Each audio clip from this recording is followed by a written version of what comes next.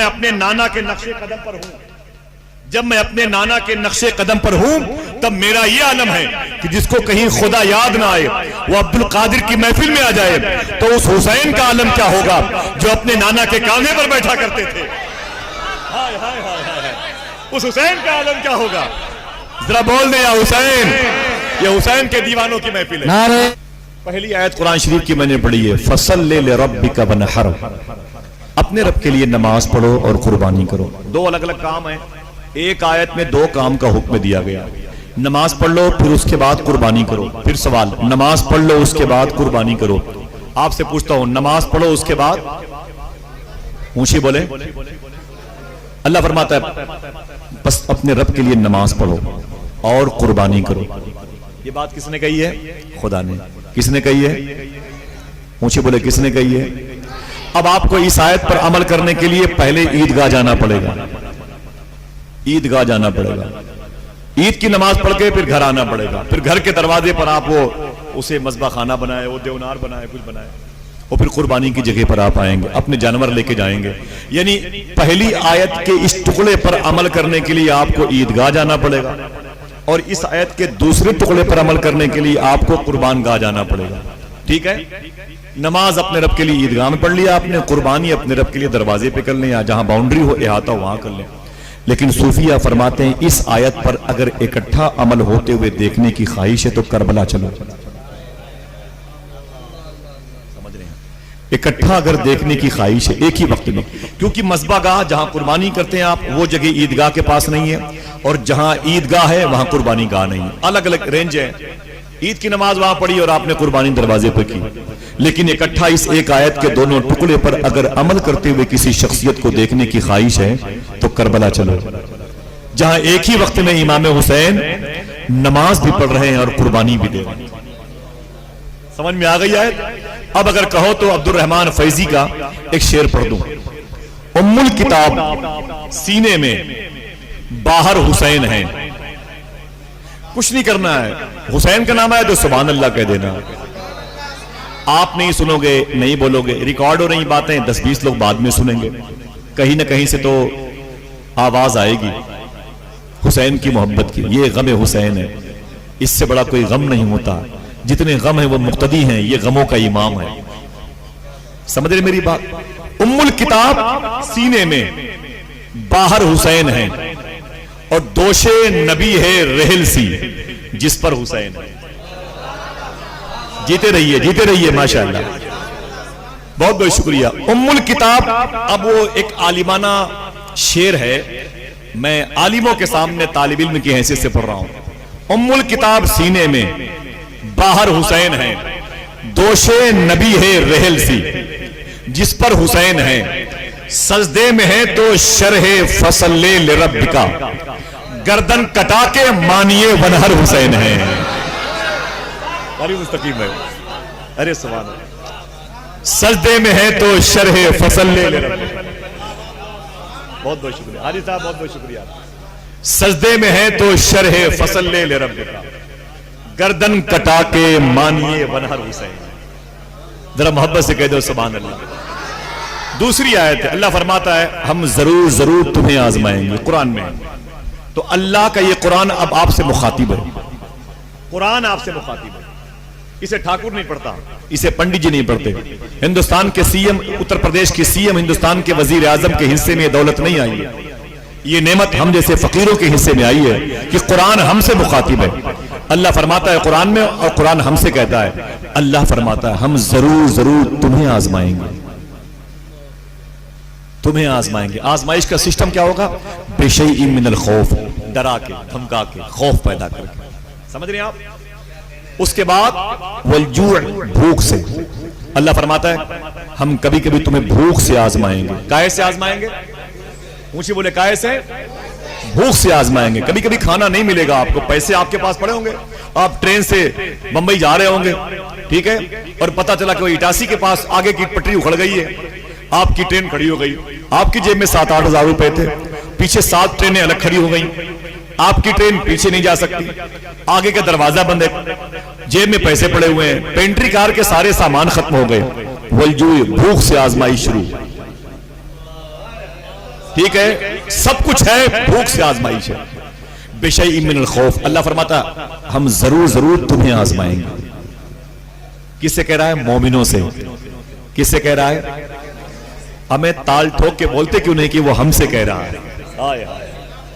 وہ تم سے کہہ رہا ہے. اللہ کا قرآن تم سے مخاطب ہے. ڈرنا نہیں، استقامت پہ کبھی آنچ نہ آنے پائے، پاؤں لرزے نہیں، تم سے قرآن کہتا ہے. اللہ فرماتا ہے ہم ضرور ضرور تمہیں آزمائیں گے، کبھی کبھی خوف سے، پھر بھوک سے، پھر مالوں میں خرابی پیدا کر کے. دکانوں میں آگ لگ گئی، گاڑی لڑ گئی، سمجھ رہے ہیں آپ، مال میں نقصان پیدا ہو گیا. وَنَقْسٍ مِّنَ الْأَمْوَالِ، اس کے بعد وَالْأَنفُسِ، جانوں پر آفت آ کے، مصیبتیں جانوں پر، بیماریاں پیدا ہو گئی، موت واقع ہو گئی. وَالْأَنفُسِ، اس کے بعد ثمرات وَالثَّمَرَات، اور پھل فروٹ میوہ جات، گیہوں دھان چاول اناج، یہ ساری چیزیں ہیں.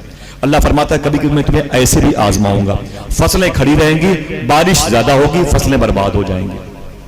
اللہ تم سے کہتا ہے کہ ضرور ضرور آزمائش ہوگی. اب ایک بات، اس کے بعد تھوڑی سی باتیں آگے، آپ کو ٹف باتوں کے قریب میں نہیں رکھوں گا، ٹھیک ہے؟ عجیب بات ہے، کبھی کبھی کسی ایک انسان پر پہلی آزمائش 3-4 سال میں ایک مرتبہ آتی ہے، پہلی آزمائش، پھر 7-8 سال کے بعد دوسری آزمائش آتی ہے، پھر کبھی 20 سال کے بعد موت کی صورت میں دادی دادا نانی نانا کا انتقال ہوتا ہے، وہ تیسری آزمائش آتی ہے.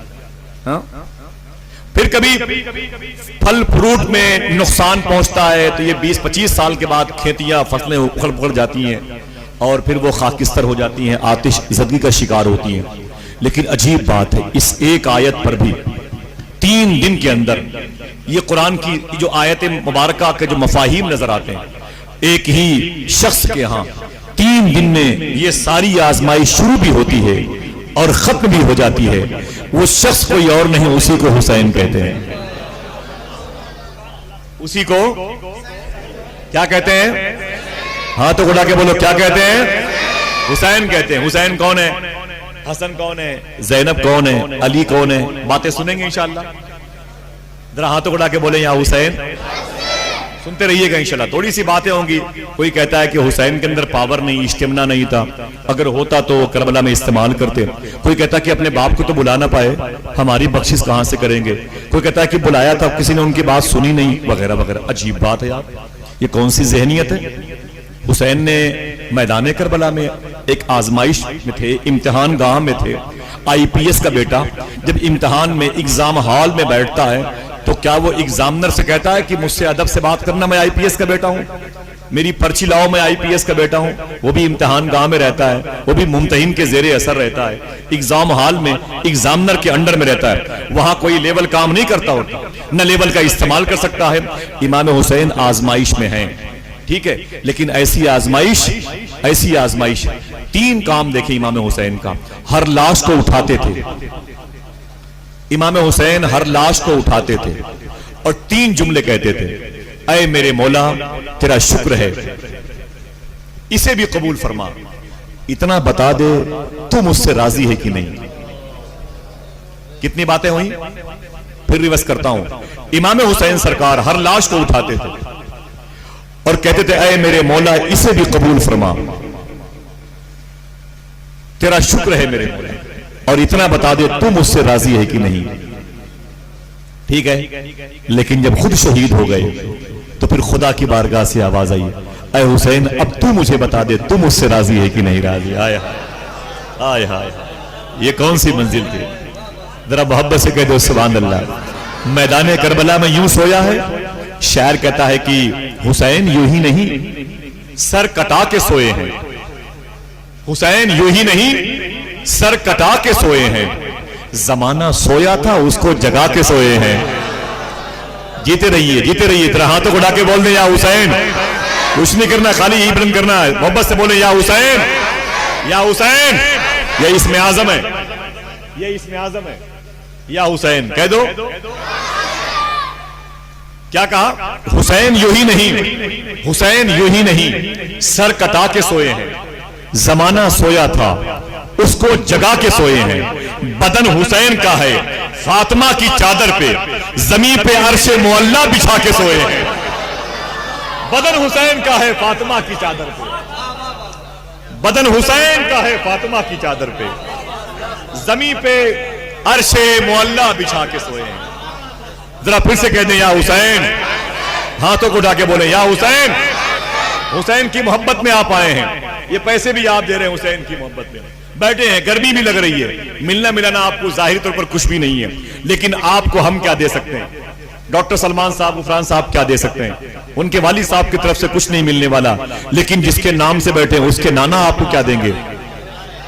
مدینہ شریف میں امام حسین سینئر، ان کا ایک امام حسین جونیئر تھے، ان کا ایک سینئر ساتھی تھا.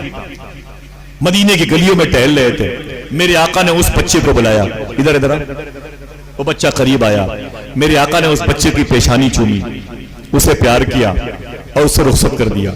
جب وہ بچہ اپنے گھر کی طرف چلا نا تو حضور کے غلاموں نے پوچھا، آقا بچے بہت سے تھے، اس بچے سے آپ نے محبت کیوں فرمائی؟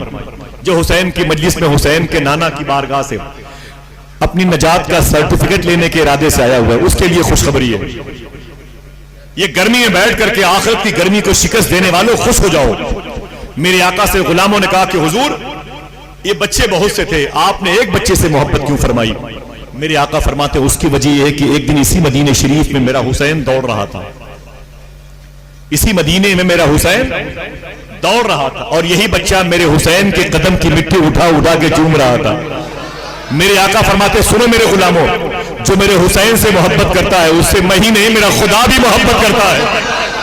ہائے ہائے ہائے، خدا جس سے پیار کرے وہ تم، رب کی رحمتیں جسے جھولا جھلائے وہ تم، اللہ کے رسول جسے دیکھ کے خوش ہو وہ تم. ذرا سوچو یار کتنے بڑے اسٹیٹس کے مالک ہو. معلوم ہے یہ بچہ کون تھا؟ معلوم ہے یہ بچہ کون تھا؟ میدان کربلا میں جب حسین آیا تو یہ بچہ بھی آیا تھا. اس وقت یہ بچہ نہ رہا، کمر خمیدہ تھا، کمر جھکی ہوئی تھی، لیکن اتنا ہوشیار ہو چکا تھا کہ اس کی تو کمر جھکی ہوئی تھی، اس نے اسلام کی کمر کو جھکتے ہوئے دیکھنا گوارا نہیں کیا. 7 محرم شریف کو امام حسین نے اپنے خیمے کے اندر سب کو بلایا، تم بھی آ جاؤ، تم بھی آ جاؤ. سارے امام حسین کے جانثار آ گئے.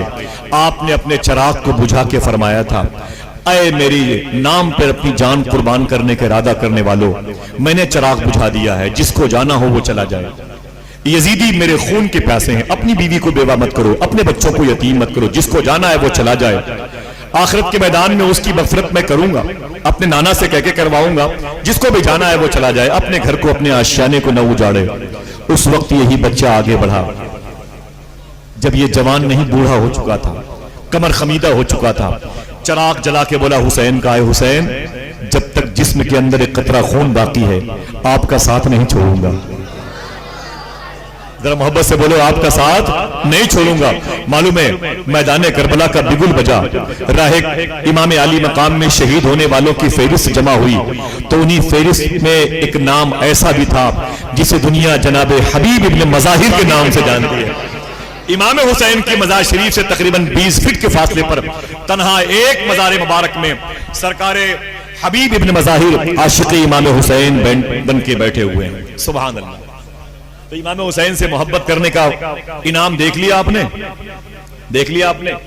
آئیے بات آگے کرتے ہیں. ماشاءاللہ اللہ فرماتا ہے اپنے رب کے لیے نماز پڑھو، قربانی کرو. یہ بات اس پر عمل کس نے کیا؟ حسین نے. حسین کون ہے؟ حسین کے باپ کا نام ہے علی. کیا نام ہے؟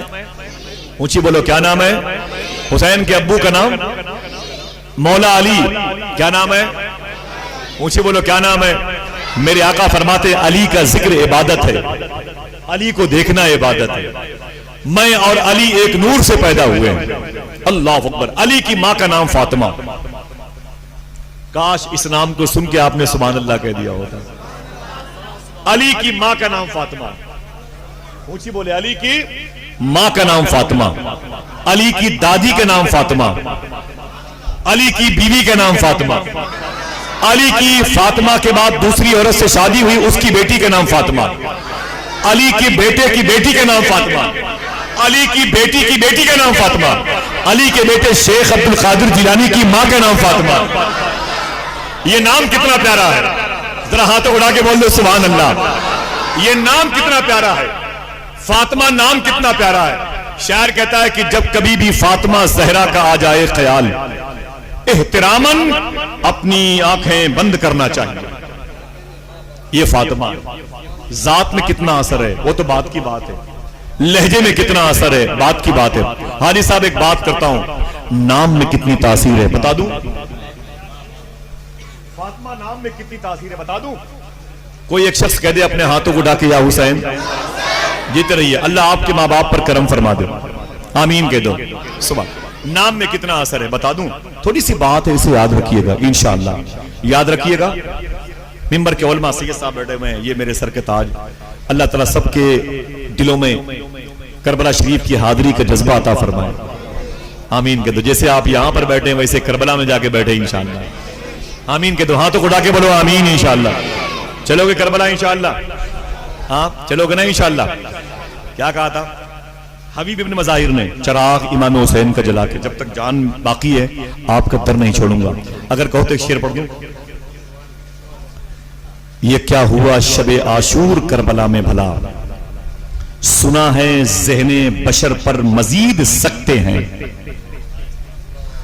یہ کیا ہوا شب عاشور کربلا میں بھلا، سنا ہے ذہن بشر پر مزید سکتے ہیں، بجھے چراغوں کو جو چھوڑ کر نہیں جاتے، اگر وہ چاہے تو سورج خرید سکتے ہیں۔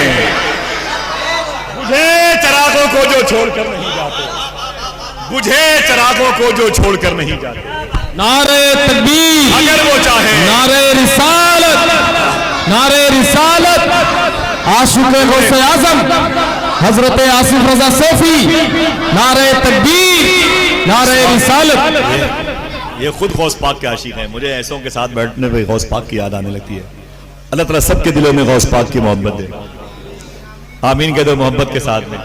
غوث پاک کی بڑی شان ہے، بڑی شان ہے۔ آپ فرماتے ہیں وَلَوْ أَلْقَيْتُ سِرِّي فَوْقَ مَيْتٍ لَقَامَ بِقُدْرَةِ الْمَوْلَى تَعَالِي وَلَوْ أَلْقَيْتُ سِرِّي فِي جِبَالٍ لَدُكَّتْ وَاخْتَفَتْ بَيْنَ الرِّمَالِ وَلَوْ أَلْقَيْتُ سِرِّي فِي بِحَارٍ لَصَارَ الْكُلُّ غَوْرًا فِي الزَّوَالِ۔ کیا مطلب؟ غوث پاک فرماتے ہیں میں وہ عبد القادر ہوں جس کا راز اگر پہاڑ کی چوٹی پہ رکھو پہاڑ ریزہ ریزہ ہو جائے۔ میں وہ عبد القادر ہوں جس کے نام کو مردے پہ ڈال دو مردہ اٹھ کے کھڑا ہو جائے۔ فرماتے میں وہ عبد القادر ہوں جس کا نام سمندر کی لہروں پہ رکھو تو سمندر کا پانی خشک ہو جائے۔ اور سنو میں اپنے نانا کے نقش قدم پر ہوں۔ یہ بات کس نے کہی؟ غوث اعظم نے۔ کس نے؟ ٹاپک وہی ہے امام حسین۔ کس نے کہی یہ بات؟ ہاں تو اٹھا کے بولو کس نے کہی؟ لوگوں نے کہا شیخی ولی اپنی ولایت کو چھپاتا ہے، ولی اپنی ولایت کو چھپاتا ہے، اور آپ اپنے بارے میں اتنی بڑی بڑی باتیں بولتے ہیں۔ میں وہ ہوں، میں وہ ہوں جس کا راز اگر مردے پہ ڈال دو مردہ اٹھ کے کھڑا ہو جائے۔ تو غوث اعظم فرماتے ہیں دراصل تم نے سمجھا نہیں۔ بولے کیا مطلب شیخی؟ غوث پاک فرماتے سنو میں یہ بتانا چاہتا ہوں، مجھے 7 مرتبے اللہ کے نبی صلی اللہ علیہ وسلم نے اپنا تھوک شریف عطا فرمایا ہے۔ کتنی مرتبے؟ ہاں تو اٹھا کے بولو کتنی مرتبے؟ 7 مرتبے تھوک شریف حضور نے عطا فرمایا۔ غوث اعظم فرماتے میں یہ بتانا چاہتا ہوں جب 7 مرتبے تھوک شریف پانے والے عبد القادر کا یہ عالم ہے کہ عبد القادر کا نام اگر مردے پہ ڈال دو مردہ اٹھ کے کھڑا ہو جائے، پہاڑ کی چوٹی پہ رکھ دو پہاڑ ریزہ ریزہ ہو جائے، سمندر کی لہروں پہ رکھو تو پانی خشک ہو جائے۔ ذرا سوچو کہ 7 مرتبے تھوک شریف پانے والے عبد القادر کا یہ عالم ہے تو اس حسین کا عالم کیا ہوگا جس کی خوراک ہی لعاب دہن مصطفیٰ رہی، جس کی خوراک ہی لعاب دہن مصطفیٰ رہی۔ اے لوگوں تم نے سمجھا نہیں۔ غوث پاک فرماتے میں یہ بتانا چاہتا ہوں میں اپنے نانا کے نقش قدم پر ہوں، میں اپنے نانا کے کہتے بہت سے زمین پر ایسے اللہ کے ولی ہوتے ہیں جو بادشاہ بن کے ہوتے ہیں، انہیں اللہ صفت سلیمانی عطا فرماتا ہے۔ بہت سے ایسے اللہ کے ولی ہوتے ہیں جو مردوں کو زندہ کر دیتے ہیں، اللہ ان کو صفت عیسوی عطا فرماتا ہے۔ بہت سے ایسے اللہ کے ولی ہوتے ہیں جو اللہ سے باتیں کرتے ہیں، ان کو صفت موسوی ملتی ہے۔ بہت سے ایسے اللہ کے ولی ہوتے ہیں جو صبر کرتے ہیں، ان کو صفت ایوبی ملی ہوئی ہے۔ ٹھیک ہے؟ کہتے ہیں کسی کو صفت سلیمانی ملی، کسی کو صفت عیسوی، کسی کو صفت موسوی، کسی کو صفت ایوبی، مجھ عبد القادر کو صفت محمدی ملی ہے۔ اب میں یہ کہنا چاہتا ہوں، میں نے کہا میں اپنے نانا کے نقش قدم پر ہوں، تمہیں تعجب ہو گیا، میری تقریر سننے کے لیے خواجہ خضر آتے ہیں، میں نے اعلان کر دیا ہے جس کو پورے بغداد میں خدا کہیں یاد نہ آئے وہ عبد القادر کی محفل میں آ جائے۔ میں یہ بتانا چاہتا ہوں جب میں اپنے نانا کے نقش قدم پر ہوں، جب میں اپنے نانا کے نقش قدم پر ہوں تب میرا یہ عالم ہے کہ جس کو کہیں خدا یاد نہ آئے وہ عبد القادر کی محفل میں آ جائے تو اس حسین کا عالم کیا ہوگا جو اپنے نانا کے کاندھے پر بیٹھا کرتے تھے. ہائے ہائے ہائے ہائے, اس حسین کا عالم کیا ہوگا؟ ذرا بول دیں یا حسین. یہ حسین کے دیوانوں کی محفل ہے. نعرہ تکبیر, نعرہ رسالت, محفل امام حسین, بزم امام حسین. محترم صابر علی صاحب قبلہ کی روح کی احسان ثواب کی مجلس ہے. اللہ ان کو کروٹ کروٹ اپنے حبیب کے بیٹے کا غم عطا فرمائے, وہ غم ان کی نجات کا ذریعہ بن جائے.